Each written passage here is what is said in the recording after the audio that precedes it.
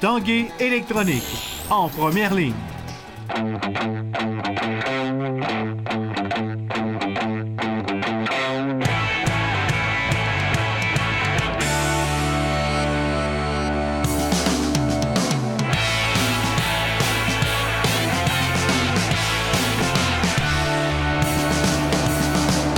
En cette belle journée d'hiver, bienvenue à l'Esprit sportif en ce début de semaine.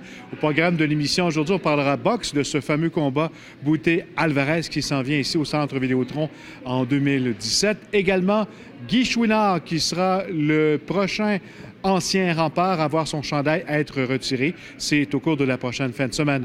Mais d'abord, parlons des remparts actuels qui, ce soir, au Centre Vidéotron, accueillaient la visite des Olympiques de Gatineau. Même s'ils ont joué la veille à Sherbrooke, les Olympiques dominent le début de la rencontre et obtiennent les meilleures chances. Callum Booth doit se signaler à plusieurs reprises pour sauver des meubles. Voici une des rares menaces des remparts en première période. Elle appartient à Mathieu Boucher qui, accroché, vient quand même près de déjouer Mathieu Bellemare. Gatineau finit par marquer non pas un, mais 2 buts en l'espace de 8 secondes. Booth est laissé à lui-même devant Vitaly Abramov qui marque dans un filet ouvert. Puis, toujours sur la glace, ce même Abramov prépare le but de Geoffrey Durocher. C'est rapidement 2-0 Olympique, seul sur la patinoire. La deuxième période est à l'image du premier 20. De retour sur la glace, les visiteurs creusent rapidement l'écart. De nouveau, Geoffrey Durocher déjoue tout le monde et inscrit son deuxième but du match à 33 secondes, 3-0. Par la suite, les remparts profitent d'un avantage numérique à 5 contre 4 pendant 4 minutes, mais aucune rondelle ne déjoue le gardien des Olympiques. Arrête Bellemare! Ces derniers ne ratent pas leur chance. Le 93, encore lui, complète son tour du chapeau en sautant sur un retour de lancer. La soirée de Callum Booth est terminée. Kislev s'amène devant le filet des remparts. C'est déjà 4-0 Gatineau. Les Gatinois poursuivront leur domination en troisième. Une superbe pièce de jeu de Vitaly Abramov porte la marque 5-0. Il passe en coup de vent entre les deux défenseurs des remparts et c'est le but. Les Olympiques compléteront la rencontre avec 3 autres buts. 3 buts d'Alex Dosti qui porte la marque 8-0. C'est finalement Mathieu Boucher avec son 18e qui marquera l'unique filet des Québécois à 5 contre 3. C'est de l'effort qu'on demande depuis le début. La majorité du temps, on l'a eu. Je te dirais qu'on a peut-être des gars qui sont fatigués un petit peu, mais puis qui ont hâte au congé de Noël, mais le congé commence juste dimanche. Il n'a pas commencé là. C'est ça qui me déçoit un petit peu. On a vraiment mal commencé, on n'était pas là. Puis on a eu énormément de chance, on n'a pas capitalisé du tout. Dur à expliquer, je te dirais. Je pense que c'est erreur par-dessus erreur, puis nos joueurs, à un moment donné, ils peuvent pas faire des miracles. C'est dur à expliquer. Les remparts, là, les autres, ils n'ont pas connu leur meilleur match. Là, mais sauf que nous autres, on a fait ce qu'on avait à faire. Puis on sait très bien que les remparts, c'est une très, très bonne équipe. Ils se battent pour la première position contre Shawinigan dans leur division. Fait qu'on savait très bien qu'on aurait tout un défi ce soir. Parlons maintenant de boxe. Le premier gala de 2017 à être présenté au Centre Vidéotron aura lieu le 24 février prochain et mettra en vedette Lucian Boutet et Eléder Alvarez. Le groupe Jim espère attirer plus de 10 000 spectateurs. Également, dans cette soirée, il y aura les Québécois Éric Baoeli qui sera là, tout comme Sébastien Bouchard. Boutet et Alvarez étaient de passage à Québec dimanche pour parler de ce gala. Stéphane Turcot était sur place. Boutet et Alvarez n'avaient pas l'air de 2 gars qui vont se taper dessus le 24 février prochain. Même les entraîneurs Mark Ramsey et Howard Grant en ont remis en jouant la comédie. C'est 12 gentlemen, mais sur le ring, ça va être une guerre le 24. Je suis convaincu. On a beaucoup de respect et pour le boxeur et pour l'autre équipe d'entraîneurs. Tout le monde veut gagner. Nous, on se retrouve tous les jours et on en a pour peut-être 40 ans par la suite à se croiser et à se faire des clins d'œil par rapport à ce combat-là. Eléder Alvarez était à Québec dimanche matin, moins de 24 heures après avoir difficilement vaincu Norbert Dabrowski au Casino de Montréal samedi. Tu portes tes lunettes. Le combat était difficile hier? Oui. Un cours avec la taille que lui me fait, mais c'est normal, c'est passé dans la bosse.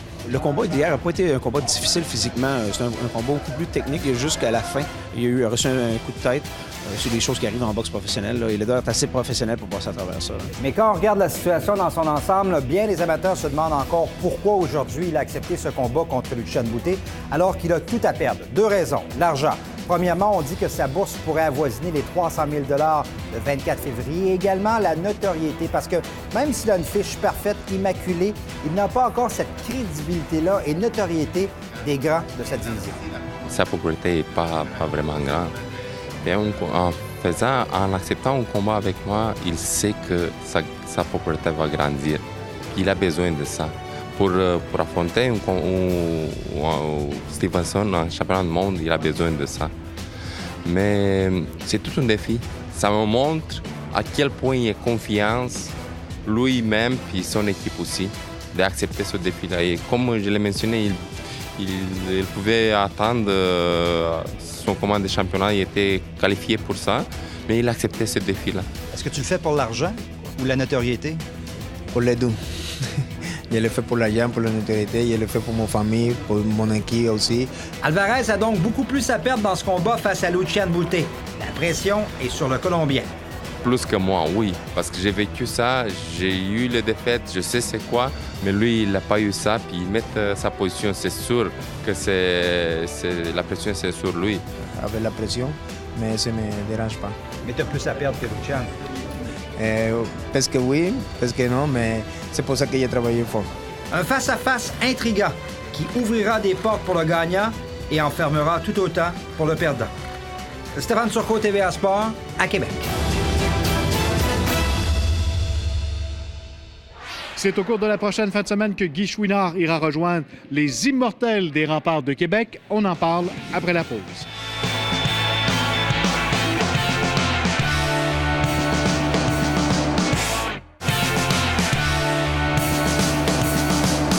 Après André Savard, ça sera au tour maintenant de Guy Chouinard de voir son chandail retiré par les Remparts de Québec dans le cadre de cette 20e saison de l'équipe. Guy Chouinard qui a porté les couleurs de l'équipe pendant 3 saisons. Valérie Chouinard l'a rencontré il y a quelques semaines.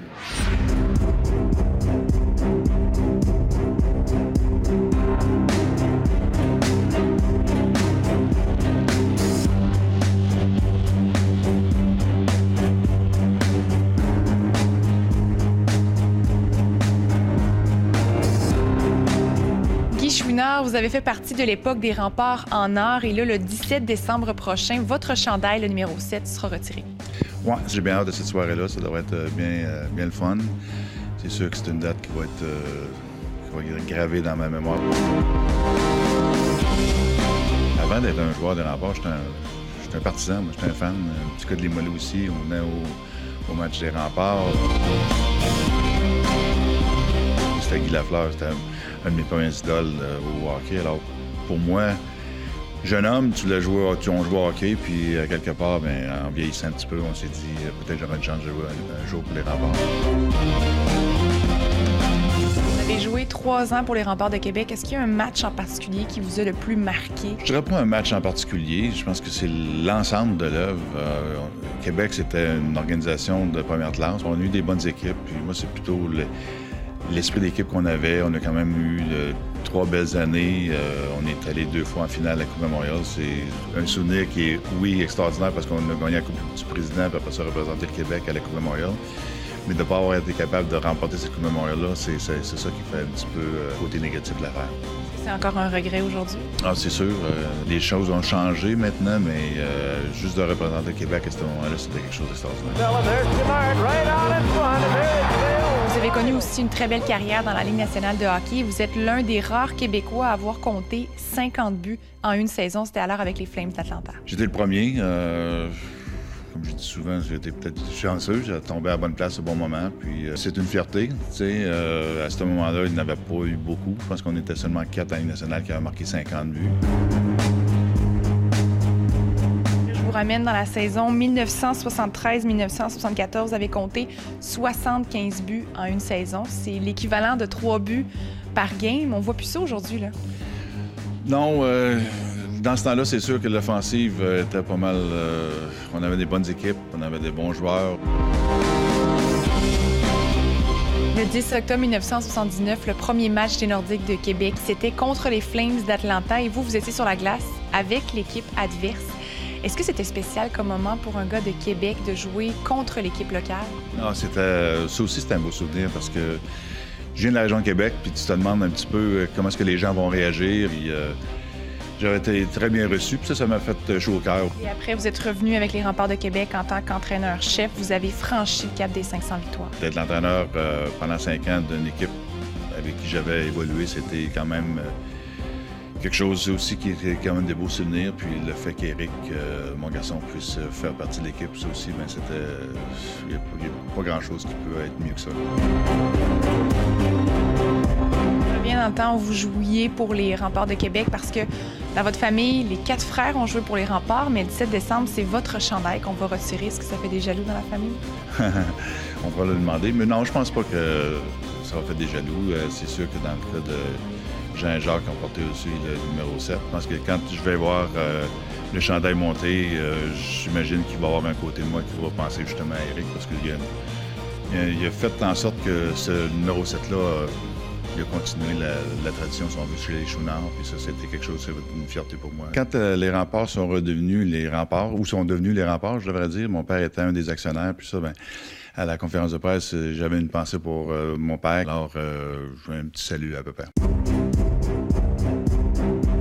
Le soir de la cérémonie, qui allez-vous remercier? Je pense que je vais penser à mes entraîneurs, je vais penser surtout à mes anciens coéquipiers, je vais penser à ma famille, mon père, ma mère. Je vais penser aux enfants aussi qui vont, un jour, à un moment donné, le temps passe, mais le fait d'avoir ton chandail en haut avec mes idoles de jeunesse, c'est quelque chose qui, encore une fois, qui va être éternel. Alors ça aussi, ça va être quand même spécial pour la famille qui va rester. Lors de la conférence de presse où vous avez appris que votre chandail allait être retiré, vous sembliez quand même assez ému. Est-ce que le soir de la cérémonie officielle, vous allez être capable de retenir une larme? Si ça allait arriver, ce sera une larme de joie, je suis persuadé. Voilà qui complète l'Esprit sportif pour aujourd'hui. Un gros merci à Vincent Lefrançois pour les 6 dernières semaines de beau travail à l'Esprit sportif. On se donne rendez-vous demain. Bye-bye.